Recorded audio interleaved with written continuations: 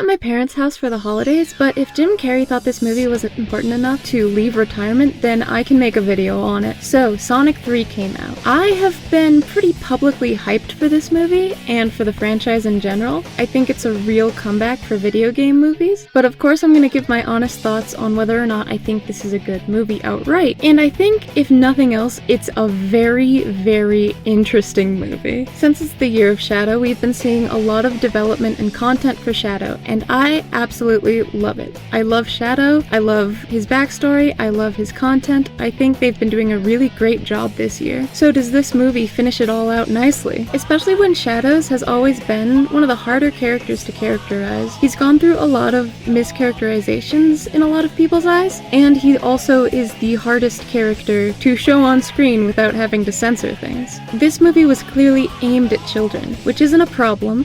However, it's very hard to get away with a character like Shadow, his backstory, and his mentality, as well as his actions on screen in front of 6-year-olds. So does this movie do it well? I think so. Shadow is shown to be a tragic character, which is great. He's always been a very tragic character. Of course, they did have to stray away from some of that. They have to play pretty safe with what they show as the tragedy. For example, I know it's very disappointing that Maria didn't actually get shot, she was just caught in an explosion, which in hindsight is still pretty violent, as well as Shadow held a gun but never used a gun. That was certainly a choice for the Shadow the Hedgehog game, where they gave him a gun. Of course, they did show him holding a gun, which was clearly a trailer shot. They wanted him to show that he had a gun without actually using it. So of course this movie played it pretty darn safe with its censorship, and I don't think that takes away from the experience. I think they still showed Shadow to be a very tragic character and built his backstory as the same thing that would result in the same view of life and actions. And of course, Shadow is still very willing to kill a man, he just never gets the chance, I guess. Of course, a big theme of this movie and Shadow's character in general is grief, which is difficult to deal with in an audience for children. I do feel like they 100% made the moral very clear since the start of the movie. They were very on the nose with telling the audience instead of showing them. In the beginning of the movie, Tom straight up says the moral of the movie, that Shadow and Sonic are alike, and what makes them different is that Shadow chose to do violent actions, whereas Sonic can make the choice to be kind to people. And while that's not a bad moral, they are very, very, very on the nose with it, which is okay. I understand that this movie is for children and they really wanted children to get it. However, I do think that media works best when they show instead of tell. And I also think it's best when media is interpretable. You should be able to guess the moral and be able to piece it together in your mind instead of having it tell you. It comes across as more of a surprise when the next actions happen. And a lot of times I do think we don't give children the credit they deserve when it comes to morals. I think a lot of kids can point out what the moral of a story is, or their own conclusions about the movie, based on the characters, based on the actions, based on all of that. And even if the meaning of the film is more subconscious learning than anything for children, it's still learning, and it's still understanding. And I do think the ending really delivered on the showing instead of telling. It showed Sonic's grief as well as Shadow's, and it really connected them as characters, as well as trying to get across that it is the choice, and sometimes people do bad things when they're grieving. However, you still have to make the choice to be kinder to people, that everyone is going through something and it's not their fault, but they themselves need to make the choice to be kind, and so do you. Which I think is an absolutely wonderful moral for Shadow the Hedgehog. Shadow the Hedgehog's character has always kind of been about choices and grief, and how to make choices in grief, how to make them without anger. And so in my opinion, this movie really suits the character. And of course, Jim Carrey did come back for this movie to play two characters. Now I fully think they gave Jim Carrey the reign to do whatever he wanted, because it is the silliest thing I've ever seen. And I do feel like Jim Carrey scenes are meant to contrast Shadow's scenes. Dr. Robotnik is pretty much shown to be a fully comedic character at this point, which I do think strayed a little bit away from how he was portrayed in maybe the first two. He was shown to be a bit smarter and have a very intelligent sense of humor. Meanwhile, this movie wanted to portray him as the joke of the movie, and that's not a bad thing. Every time Robotnik was on screen, the scene was funny. And I fully think they did this because they knew how serious the rest of the movie was. They needed to contrast it so children would have a fun time. They couldn't just have the movie relief being Shadow the Hedgehog dealing with grief. They had to have one more character in there being comedic relief so that children would stay engaged and would also walk away feeling like the movie was fun for them. Now, they kind of had two options with these characters. They could have had the main cast be more funny, Sonic, Tails, and Knuckles, or they could have had Robotnik be more funny, and they went with Robotnik. And honestly, I think that was a good choice. Sonic in the movies has always felt a little bit younger, a little bit more impressionable. He's also felt a little bit more emotionally in touch and sensitive. So I think he wouldn't feel in characters for movie Sonic if he was off-the-wall snark and cool attitude like he was in the 90s. Meanwhile, Robotnik was treated not only as a comic relief since the movie's beginning, but has shown to be a bit more of an oddball case since he got,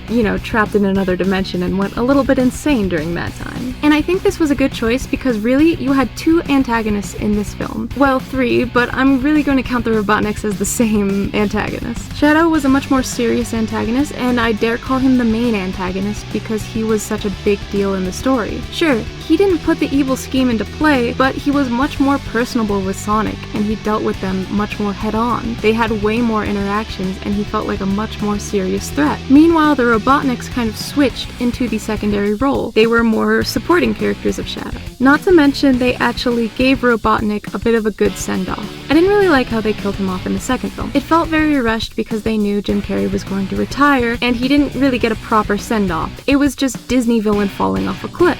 But in this movie, he got to self-sacrifice, and he felt like he did learn something by the end of the movie. He had a bit of an arc, which is weird because his whole character here was very comedic. It wasn't meant to be taken seriously. However, this was the first film that gave him a full arc, and I really appreciate that. I love Eggman as a character when he's taken more seriously. And I can say the same thing for Eggman that I can in Sonic in this movie. He seems a bit more childish, he seems a little bit more impressionable, he's a bit more comedic, and he seems aimed at a younger audience. And I think the same can be said for Sonic in these movies. That being said, I think the arc makes sense for his character. I think it was a much better send-off to Robotnik than the second movie was, and I do think the assistant, Stone, also got a lot of characterization in this movie. He's always been treated like this and always been portrayed like this, as someone who's just kind of madly in love with the doctor not respecting or caring for him back. But to see it actually reciprocated by the end of the movie, as much as it could be, I think it really added to the characters. And I'm glad that Dr. Stone didn't become this evil kind of I'm taking over for the doctor character like he was hinted at in the second movie. Robotnik got a very nice send-off. I have always liked the more sympathetic moments that Eggman has in the games, not to mention the line, "You're no Maria." I think I audibly gasped at that line. It's always kind of been hinted at that Maria was more or less the golden child of the family. I think it was really cool to have the lines from Sonic Frontier of Eggman's little log, where he talked about his cousin Maria and how she was always more loved while he was right there. It was always mourned that she was lost, but he was still alive and no one seemed to care. And you do have to wonder, in a family that's supposed to be very loving, how does a child like Eggman slip through the cracks? Robotnik is clearly a very interesting and bright person. So what caused him to be like this? What events caused him to become this evil? And he's a rather silly villain. He rarely seeks to destroy the world, unlike his grandfather Robotnik. It does feel a bit like lashing out. And this movie makes a lot of sense of that. Even though it's portrayed as mostly comedic, by the end of the movie you end up feeling really bad for Robotnik for his grandfather just betraying him and clearly not caring for his well-being. Gerald Robotnik has gone insane. They definitely keep that in the movie, which I was scared they wouldn't. But Gerald seeks to destroy the world because he hates it, because he was tortured, because he was captured, because everything in his life was taken away. Similarly to Shadow. But Gerald is long gone versus Shadow, who is still here. He's still treated as a character with emotions and the ability to grow, whereas Gerald is kind of lost in his own ways. And you can tell that because when Gerald meets his grandson, he really doesn't care for him. He full-on uses him to get what he wants. And it's heartbreaking, solely because Robotnik is portrayed as such, like I said, a more childish and sensitive character. He clearly wants to be loved. He just doesn't understand that the love is already around him. He's missing out on it by choosing to prioritize his grandfather. Having Gerald Robotnik look at his own grandson and say, "You're no Maria," as he blows up the world, is heartbreaking, and it makes his self-sacrifice make a lot of sense. It's the idea that a lifetime ago he could have had love, and he could have had a relationship with the people around him, but he's missed that opportunity, and he wants to make up for it now. I really didn't think this movie would characterize Robotnik this way, especially because it's so silly. His character is portrayed very much as a comic relief character, but he also has this very meaningful arc and this absolutely heartbreaking moment by the end. Of course, Gerald Robotnik goes out in the silliest, most cartoony way possible, so I don't really know how to feel about that, considering how meaningful the end of the movie was for Robotnik's relationship with his grandfather, but who am I to complain, I guess.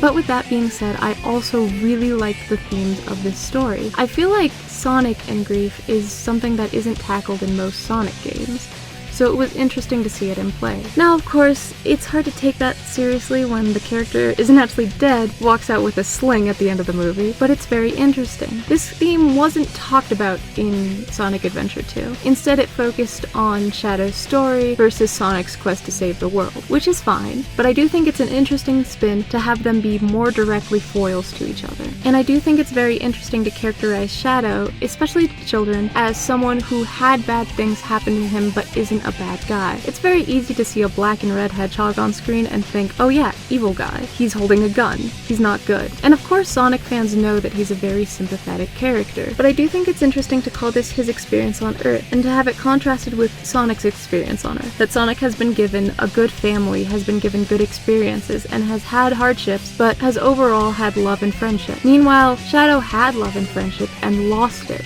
and could never find it again. He was trapped for years, and I think that's a much more sympathetic way to show Shadow. I do also think it's great to have these characters be contrasted with each other. We rarely talk about Sonic's backstory in Sonic games, so I think it really works well to have them contrasted with each other. I think it makes Sonic a deeper and more interesting character. I do have small complaints with the movie, obviously. I do think it's a little on the nose, and I do think it talks down to its audience a lot. And sometimes the humor is a little childish, but this is a children's movie, so we'll let it pass. I'm an adult now, and of course I can see a lot of flaws in this movie, but I would say if I was a child, this would be my Sonic Adventure 2. It leaves you on a very good note. It has this amazing action scene, and this feeling of an arc for every single character in it. It's wonderful. The secondary characters are also treated very well. Knuckles is shown to have a vow to the Master Emerald, and to kind of be rivals with Sonic once again, once he talks about using the Emerald. They had a very friendly agreement,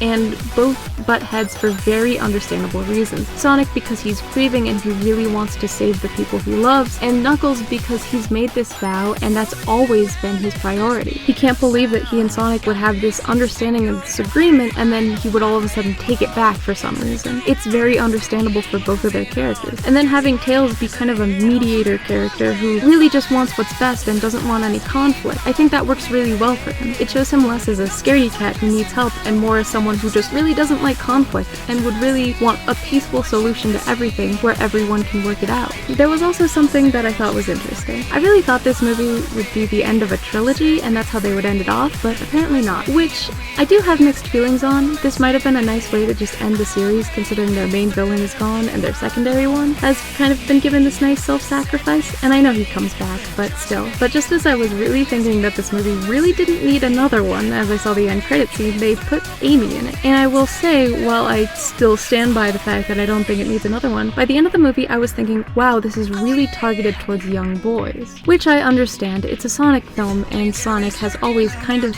been aimed at young boys. However, obviously I have a vested interest in this as a girl.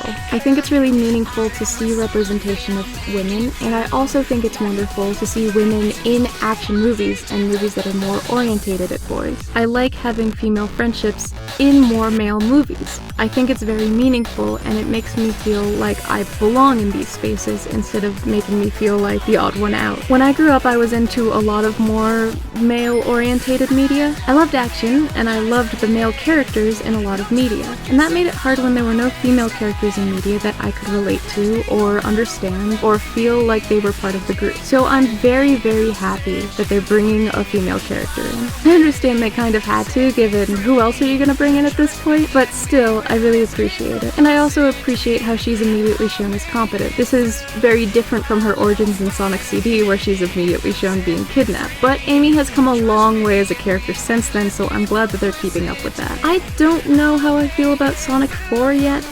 mostly because it's only been a few days since I've seen the last one, but I'm hoping that it'll be a meaningful addition. I can definitely say without a doubt that Sonic 3 was a very meaningful addition to the Sonic movie franchise, which is something I worry about with a lot of video game franchises, especially their movies, and especially when they're immediately greenlit for a sequel solely because the first one made a lot of money. It's a fear that I have for the FNAF movie and for the Mario movie. However, Sonic 3 was a very meaningful movie. I think it really completes the series well. Of course, there's one more coming out, and who knows how many after that, so I'm hoping that the fourth one can give the same kind of completion and satisfaction to it that this one gave, but I'll have to wait and see for that one. Again, I'm very excited to see a female character in the franchise. I didn't really feel like it was a franchise that was for boys until the end of the third movie, and so to have it immediately be followed by Amy's appearance, I applaud them. But I am very interested to see where they go with this, what kind of plot hooks they have after this. And after their antagonists have been either redeemed or killed off, or both, I'm not too sure what they're gonna do here. Either way, I'll probably see it, and maybe I'll see it in theaters. If so, I'll be dressing up as Amy this time, probably. But thank you guys for watching. I clearly have a lot of feelings about video game movies, and I've made another video about video game movies, and specifically about the Sonic franchise, where I talked about how excited I was for this movie, and why I think other movies kind of aren't living up to it. So if you want a brief history of the Sonic movie franchise, go watch that. I also just really like video games, so I talk a lot about them. Anyways, thank you for watching. Merry Christmas, a little bit late, but yeah, have a good one.